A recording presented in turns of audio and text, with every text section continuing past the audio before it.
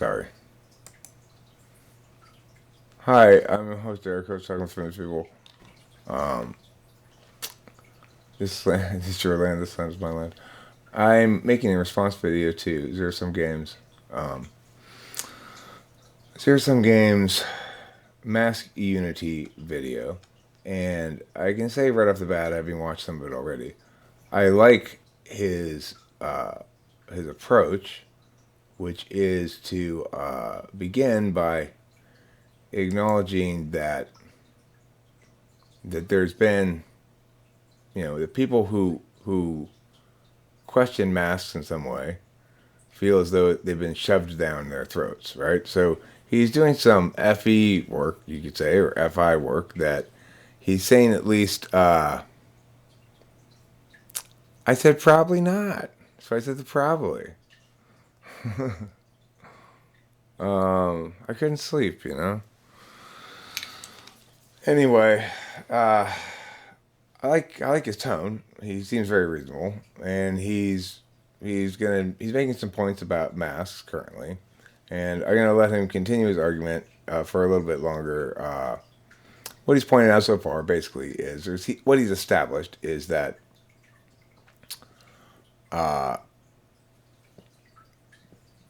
essentially that it takes both people wearing masks to successfully shut down the risk of the virus being transmitted, assuming one of the two people is sick, okay? So, let's continue. Some of them are big, and they land on surfaces, and they stay wet for a few days, which is, why touching things is a great way to pick up COVID if you then stick your finger in your eye, or nose, or mouth, or other orifices. Aerosolization is just your lung juices coming out of the tiny little holes in your lungs all at once in and out of your mouth. Every time you breathe, a little bit is going to come out. When you talk loudly, scream, cough, sneeze, a lot comes out. And that's what aerosolization applies to. That spray. You've seen the videos of what a sneeze looks like in a certain environment where you can see the droplets, and that is aerosolization. It's just your lung juice spraying. That's what it means. And then, of course, the argument about if it doesn't protect against smoke, which is a larger particle than the virus, then how is it supposed to protect me against the virus? Because you aren't coughing up individual tiny little virus specks. They're flesh, very, very small amounts of it, but if you cough, you are spraying them at like 100 miles an hour. They are torn to shreds by the force of you coughing if they're exposed. They don't handle dry air well. They're in the droplets. They're in the spray, your lung juices. And the lung juices are much bigger than particles of smoke, which the mask isn't even designed to catch. See, particles of smoke are dry, and a cotton mask with no moisture, it's got nothing for the dry particles to stick to. It's not like a cigarette filter where the fibers... Okay, so what he's establishing so far is that masks work. That they shut down, by and large, the transmission of COVID. And what he's doing right now is answering, I guess, objections people have made about whether or not they work. So I personally am not, my argument's never been predicated upon their effectiveness. I have said at some point in the past that I haven't seen any evidence about it at all, but I'm assuming it makes sense that they work. It intuitively makes sense. But I would also point out that he's answering questions here, or answering rebuttals against masks that are related to like particle size and stuff. Again, all those things are made moot by resolution of the question, do masks work? I don't think anybody disputes the fact that two people wearing masks have if one of them has COVID, that has a much lower % chance of passing it on to each other in that immediate interaction than people without masks. I mean, does anybody dispute that? I don't think anybody really disputes that. So I'm not sure who's making that argument exactly, but let's see what else he has to say. Are lined up straight, where there's a bunch of nooks and crannies to catch particles in. They're sideways. They're threads with just a little bit hanging off of them. And that little bit catches the droplets. And because of how droplets work, they wrap around something dry and then they get stuck. So, when you breathe it out, a lot of those particles are getting stuck in the mask, going back to 70% effective at preventing you from passing it if you have it and don't know. But then, going in, the mask doesn't have those filters every single place, but it will protect you more than nothing. And that is how, altogether, the mask is 95% effective. And now we have the vaccine coming out, and they're saying the vaccine is 90% effective. So the mask and some hand sanitizer it's going to have 100% more effect. I'm sure my math is wrong somehow, but 90% effective to have the vaccine, or 95% effective to wear the mask and use hand sanitizer. There's a lot of people who don't want the vaccine. Okay, mask and hand sanitizer is twice as effective. Do that. But a lot of people don't want to. Feel like their rights are being infringed upon. They feel like they're under attack because they're being made to do something. And I get it. I mean, I get the mask mandate. It makes sense. I get the feelings against it. They also make sense. So I want to try and give everyone who doesn't want to wear a mask, but thinks that I'm speaking intelligently and being aware and just trying to do my best to communicate. There's my final point. You see, we're under attack. Nature has produced something that is very bad for us. It's going to kill a lot of us. It's going to keep killing us. We are under attack. We have an enemy, and it's not a human. Okay.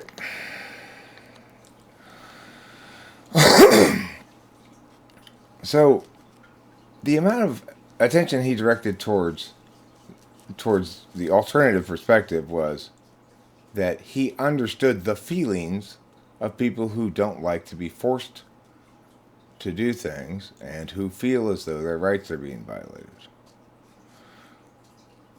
Okay, but none of those things are relevant to anything.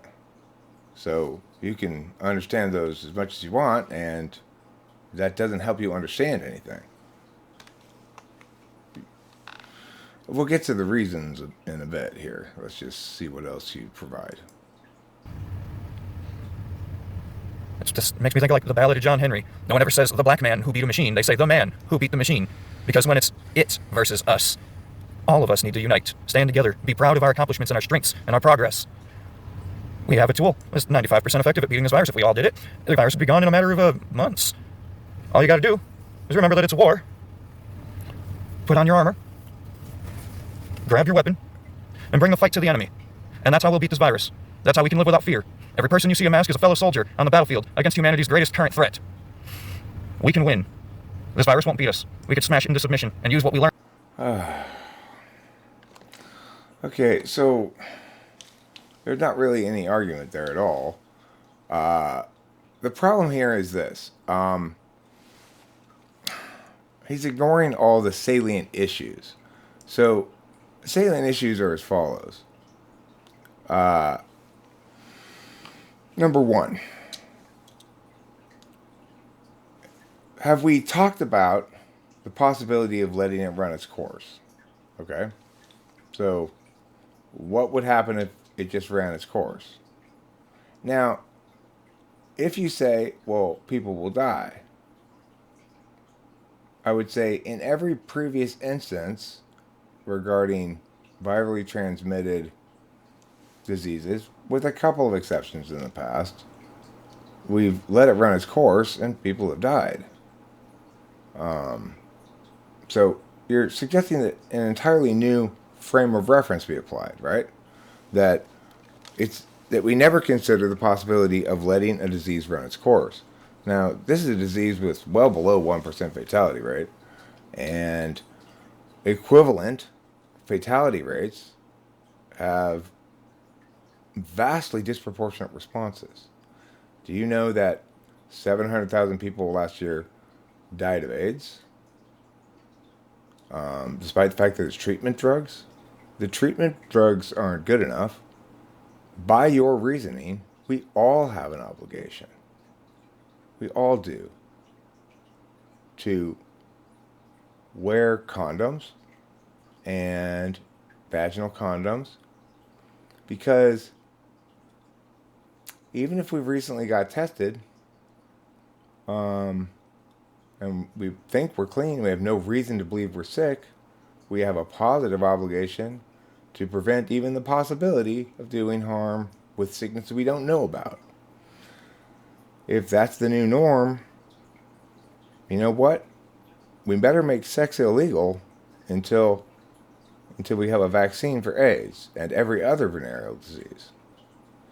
Anything that kills anybody now Like, what's the death rate on the freeways? Why didn't that justify shutting down the freeways until we resolved it? So, in other words, you've begun the question well after not doing the necessary pre-work. The necessary pre-work is to say, what are equivalents? If this is a unique case, and we need to take a uniquely strong response to it, what elements of it make it unique? Now, there needs to be another factor. Let's look at the vectors of this disease and determine whether we can meaningfully slow its progress at a cost to our life, way of living, well-being, people's livelihoods, people's lives. I mean, everybody's lives got shut down, and there's hundreds of millions of small businesses that, some of them long-time family restaurant businesses and stuff, that it was said early on, we will sacrifice your lives, your well-being, your family, everything you built for fear. For fear of a disease with a less than 1% fatality rate, but that's highly contagious. So the question really is, what would happen if we just let it run its course? How many more deaths would there have been? And what are all the costs associated with that? Besides deaths, there's other costs when people die besides just the fact that you've lost a life. But also, be responsible. Determine the total costs, both to individuals, society as a whole, from these kind of this frame of reference. So it's not really the mask wearing that matters so much. It's the frame of reference. It's one thing to put a positive onus on an individual to wear a mask when they're sick. It's another thing to put a positive onus on an individual to wear a mask when they're not sick or have no reason to believe themselves to be sick. It's still a third thing to put an onus on a person to wear a mask when they know they're not sick. In other words, you're making it illegal for them to take a chance at getting sick. Now, we can't presume that if they do get sick, they won't immediately quarantine themselves and do everything possible to prevent others from getting sick. We can't even presume that they don't get tested every day. Right? Here's the problem. You're not dealing with the issue like an adult. An adult deals with this issue by saying, what's required to make a policy calculus? So you're trying to advocate that everybody should wear their masks all around the country all the time.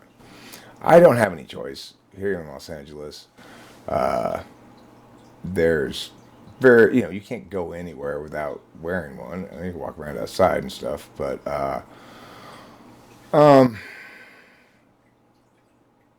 what I see is the following.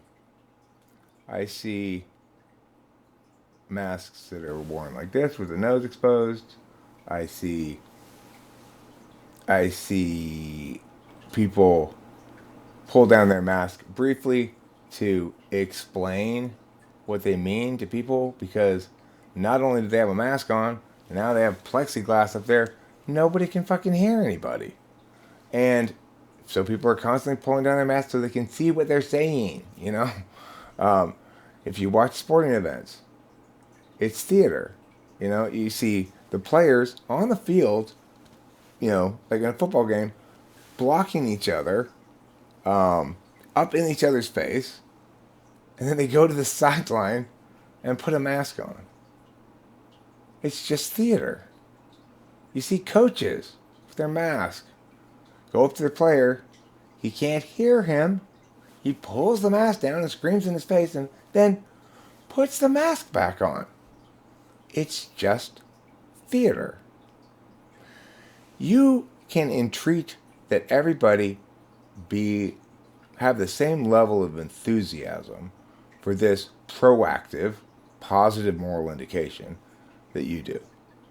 You can wish that were the case. And the reality is it's not.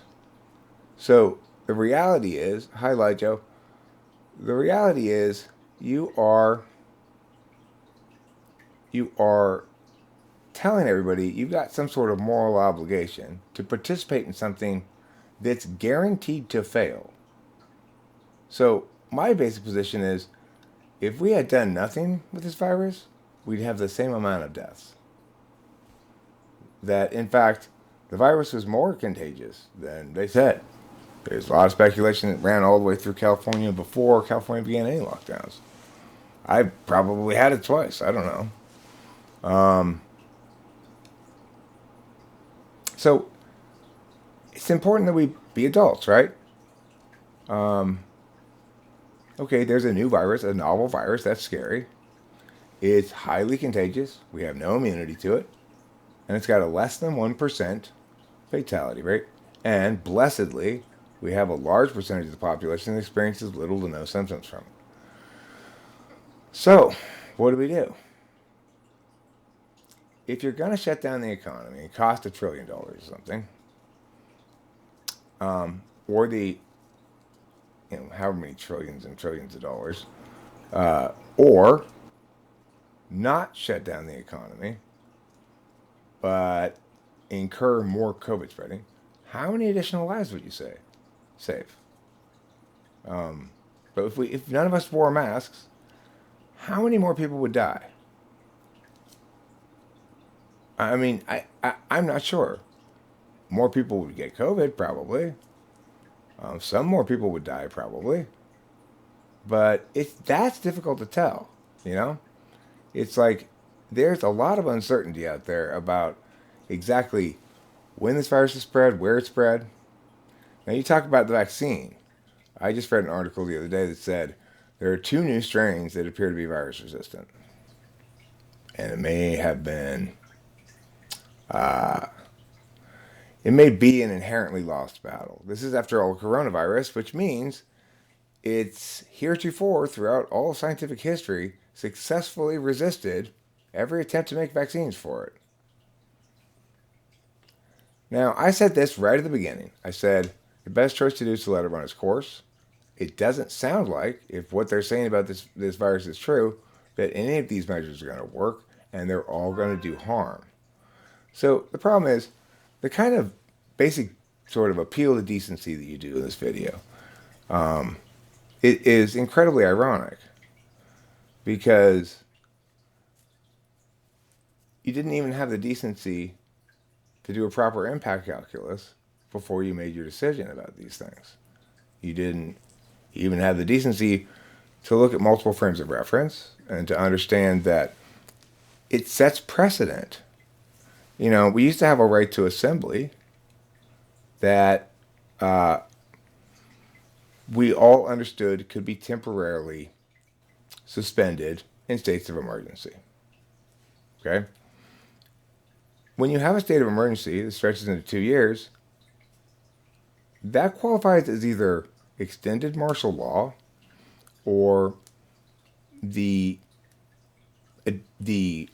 unwritten, unspoken, undiscussed addendum of a clause, asterisk, that says, except in cases where except when there's a virus going around. I mean, the thing is, the precedent we set, remember, nobody in the world is saying that people who want to take a lot of precautions to make sure they don't get COVID can't do that. Nobody's stopping you from going out in a astronaut helmet and suit with an air supply and making sure you have zero chance of coming into contact with any COVID. No one's stopping you from doing that.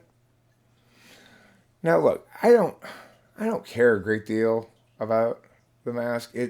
It's annoying. It's infinitely minor compared to the really sad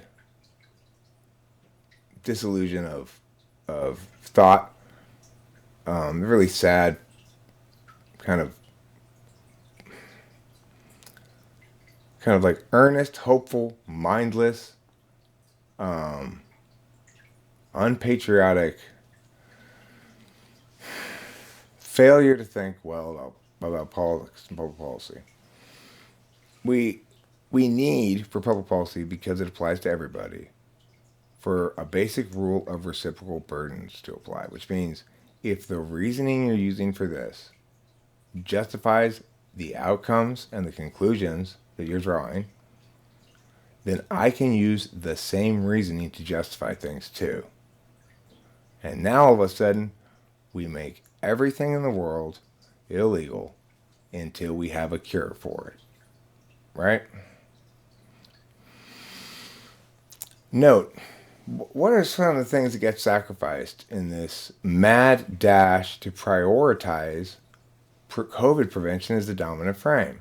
When you're making this video, you're still prioritizing COVID prevention as the dominant frame and the unquestioned frame without ever having asked the question, what happens if it runs its course?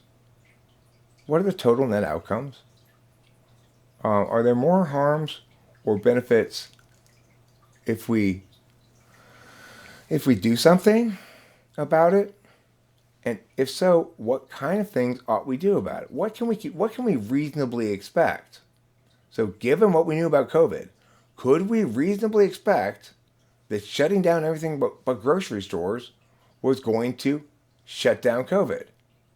If so, why do we still have 500,000 deaths? If it were going to cause so many more deaths without that lockdown, how many more? There's no way to establish that. So you're really I want you to go door to door and say to the restaurants that are still closed in Los Angeles County, look, I know that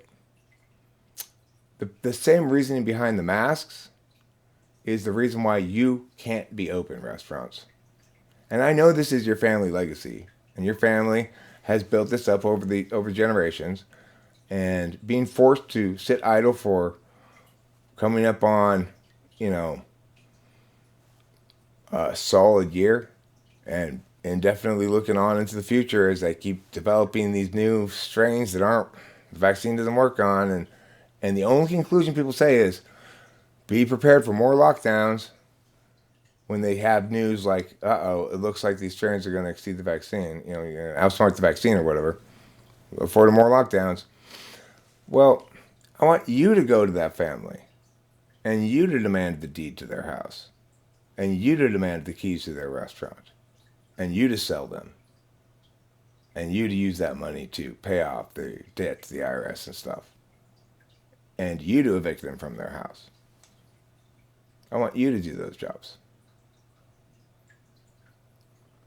Because, after all, by your reasoning, sit-down restaurants still need to stay closed. Every sit-down restaurant in the country needs to stay closed. Because it's not safe for people to sit in restaurants near each other without masks on. So you be responsible then for informing all the people whose lives you're ruining. And, make sure you can prove to them that, in fact, a substantial greater number of deaths is going to go along with this lack of COVID prevention. And that it's worth it, right? You need to be able to. You must have a lot of really, really strong evidence that lets you be very empirical about. Without these restaurant lockdowns, we'd see 300,000 corpses piled in the streets, right? Because if it's just speculative, the harms aren't. Those bankrupt families,